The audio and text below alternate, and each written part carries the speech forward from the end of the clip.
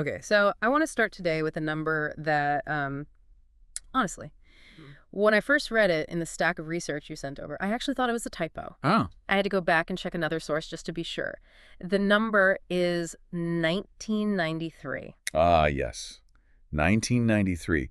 It sounds like such a random date, but in the history of medicine, it is a massive, massive dividing line. It really is. Because that is the year, not 1953, not 1923, but 1993, I mean, it's so recent. when the National Institutes of Health finally mandated that women be included in clinical research.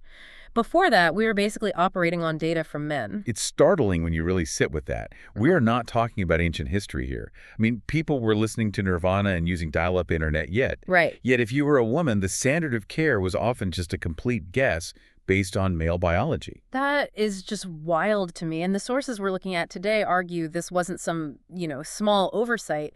It had and still has these huge consequences. For sure. We were on a one-size-fits-all model. Which really meant one size fits men. Exactly. And the classic example that really drives this home is the heart attack.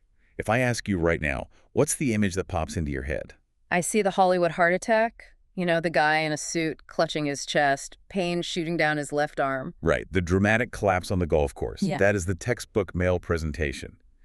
But because women weren't studied, the medical community just didn't get for decades that women often present completely differently. It's not the crushing chest pain. No, it can be nausea, shortness of breath, this profound fatigue, or even just a sense of doom. Which, to be fair, sounds an awful lot like anxiety or maybe a bad stomach bug. Precisely. Yeah. And so women were getting misdiagnosed, sent home with antacids or anti-anxiety meds. The data is clear. It led to a way higher mortality rate. And that's really the point that frames our whole deep dive today, right? That women's bodies aren't just smaller versions of men's bodies. They're running on a different operating system. A completely different biological operating system. Which brings us to the core problem. Historically, the advice given to women has been, well, incredibly vague. Just eat healthy. What does that even mean? It means nothing. Or it's been get smaller. Get smaller. That's been the narrative for 50 years. Count calories, do more cardio, just shrink. But the research we're diving into today, especially the work from Dr. Amy Shah, it just flips that on its head. Yeah. She argues that as women age, especially starting in their mid-30s, the goal can't be smaller. It has to be stronger. The biological imperative has to be stronger. Because that's when that metabolic shift really starts to kick in, right? The sources call it a turning point. It's the moment where your biology starts working against you if you're not proactive. Muscle mass just starts to decline because of hormonal shifts. And if you don't have a plan for that, You get metabolic slowdown, fatigue, that classic brain fog. You need a roadmap. So today, we are unpacking that roadmap. We're doing a deep dive into Dr. Shah's 30-33 framework. It's kind of pitched as the missing instruction manual for female physiology. And I love this framework because it just cuts through all the noise. It's not some complicated diet. It's so memorable. 30-33. Okay, so let's get the overview on the table before we get into the biology. What are the three parts? It's 30 grams of protein in your first meal, 30 grams of fiber throughout the day, and 3 probiotic foods every single day. Simple enough on paper, but the magic is in the why. So let's start with that first 30, protein, specifically at breakfast. Right. Now, normally protein, we just think about the gym, bodybuilders getting swole, that kind of thing. Yeah, biceps. But this research suggests it's actually more about the brain than the biceps. It really is.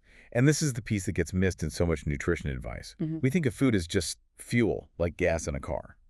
But food is also information. Information. Yeah. When you eat protein, your body breaks it down into amino acids. And yes, those are building blocks for muscle, but they are also the precursors for your neurotransmitters. Oh, okay. So we're talking about the chemicals that actually run your mood. Exactly. Dopamine and serotonin. Dopamine is your molecule of motivation and focus. Serotonin is your molecule of well-being, of happiness. You literally cannot build these chemicals out of thin air. You need the raw materials. And those raw materials come almost exclusively from protein. So let me get this straight. If I wake up and I just have a bagel or only coffee, I'm asking my brain to be motivated and focused, but I haven't given it the bricks to build the motivation signal. That is the perfect way to put it. You're trying to drive the car without the specific additives the engine needs to run smoothly. By getting that 30 grams of protein first thing, you are chemically setting the stage for mental resilience and drive for the rest of the day. It's like nutritional psychiatry. That's the term, nutritional psychiatry. I love that. Okay, so that's the mental game. But there's a metabolic piece here, too, that I found just fascinating. The idea of muscle as a glucose sink. Can we break that down? Yeah, this is so crucial for understanding why we tend to gain weight as we age. So imagine your muscles are like a big sponge. Okay. Every time you eat carbs, they break down into glucose in your blood. Your body has to put that glucose somewhere. If you have healthy muscle tissue, it acts like a sink. It just soaks up the glucose. Using something called GLUT4, it sounds like a droid from Star Wars. It basically is. It acts like a doorman. It opens the cell's door to let the glucose in. And here's the magic. When that sink is working right, your muscles can pull sugar out of your blood without your pancreas having to scream at your body with a huge spike of insulin. And that's the key, isn't it? Managing blood sugar without that insulin roller coaster. That's everything. Because when insulin spikes, fat burning just shuts down. By front-loading protein, you're keeping that glucose sink open and active. And as you get into your 30s and 40s and estrogen drops, you naturally lose muscle. You lose the sink. You lose this sink. So the sugar has nowhere to go but into fat storage. So that 30 grams of protein, it's not about vanity. It's about maintaining the machinery that manages your blood sugar. It is your metabolic insurance policy. Yeah. Exactly. Okay, now this is where the rubber meets the road and where I think a lot of people listening might have a little aha moment. We have to talk about what 30 grams of protein actually is. Yes. Because marketing has done a very, very good job of confusing us here. The big one for me was oatmeal. I mean, oatmeal is the mascot of heart-healthy breakfast. It's the classic. It's comfort food. It's got some fiber, fine. But biologically, it's a carbohydrate. It is not a high-protein breakfast. Right. A bowl might have, what, 5 or 6 grams of protein? Right. But it comes with a huge load of carbs that will just spike your blood sugar. And then there's the avocado toast or peanut butter toast crowd. I feel personally attacked by this part of the research, I have to say. This is where the math just gets brutal. People think, oh, peanut butter has protein. But to get to 30 grams, you need to eat roughly 8 tablespoons. 8 tablespoons. That's half a jar. It's hundreds and hundreds of calories. It's the same thing with avocados. You need to eat something like 10 avocados to get 30 grams of protein. Which would cost about $50. So Dr. Shah gives this shortcut, this rule of thumb for reading labels, the add a zero rule. I love this hack. It's so simple. You pick up a packaged food, look at the grams of protein. Let's say it's 20 grams. You just add a 0 to the end, so it becomes 200. Okay, 20 becomes 200. Then you compare that number to the total calories. If the protein number with the 0 is higher than the calories, it is an excellent protein source. It's efficient. Okay, let's test it. So a Greek yogurt cup, maybe 15 grams of protein, 100 calories. 15 becomes 150. 150 is greater than 100. That's a green light. That's pure fuel. But what about one of those protein bars? 10 grams of protein, but maybe 250 calories. 10 becomes 100. And 100 is way less than 250. That's a red light. That is basically a candy bar in a health food costume. That is so useful. I'm going to be doing math in the grocery store now. Okay, so practically, if oatmeal and peanut butter toast are out, what does a good 30 grams look like? Cottage cheese is having a huge moment for this exact reason. It's so protein dense, 1 cup gets you right around 28 to 30 grams. Wow. It's one of the most efficient foods out there. What about for people who are plant-based or just not into dairy? Lentils are solid, about 18 grams a cup, so you need a decent portion. For meat eaters, a piece of chicken breast about the size of a deck of cards is around 26 grams. Okay, I have to ask about eggs. Because 2 eggs and toast is the classic protein breakfast. I've eaten that 1,000 times thinking I was nailing it. Oh, it's a trap. It really is. 1 egg has about 6 grams of protein. So 2 eggs is only 12 grams. You're not even halfway there. You're not getting enough to trigger that satiety signal and muscle synthesis. You are leaving the table underfueled. Wow. So what's the strategy with eggs then? You have to volumize. So maybe use 2 whole eggs for the amazing nutrients in the yolk, but then you add a good amount of egg whites. Or even blend cottage cheese into the scramble to boost the protein. Okay. One last thing on protein before we move on. Complete proteins. Dr. Shah makes a big deal about whey versus collagen. This is a really crucial distinction. A lot of people put collagen in their coffee. It's great for your skin, hair, joints. But it is not a complete protein. Because it's missing something. It's missing a key amino acid called leucine. Leucine is like the ignition key for building muscle. Without leucine, you don't even start the engine. Whey protein has it, animal proteins have it. So collagen alone won't get you there. Got it. Okay, so step 1.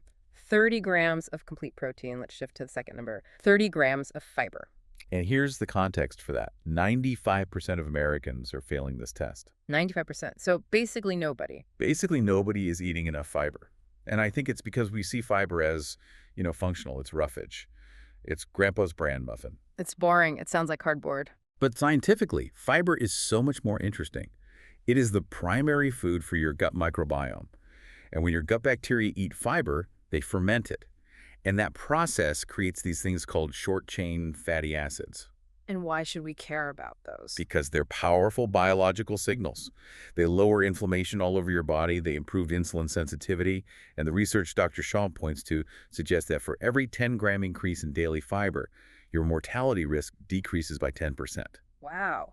10 grams for 10% longevity. That's a stark correlation. But getting to 30 grams is tough. I feel like I eat a salad and I'm good, but the research says the salad is basically a lie. The salad betrayal, yes. If you're relying on something like iceberg lettuce, it's mostly water. And raw spinach, you would need a mountain of it to get any meaningful fiber. So where are the real heavy hitters if the salad is a lie? Raspberries are the unsung hero here. Yeah. 1 cup has 8 grams of fiber. That is huge for a fruit. That's way more than a slice of bread. Much more. Pistachios are another one. 13 grams in a quarter cup. That's almost half your daily goal in one snack.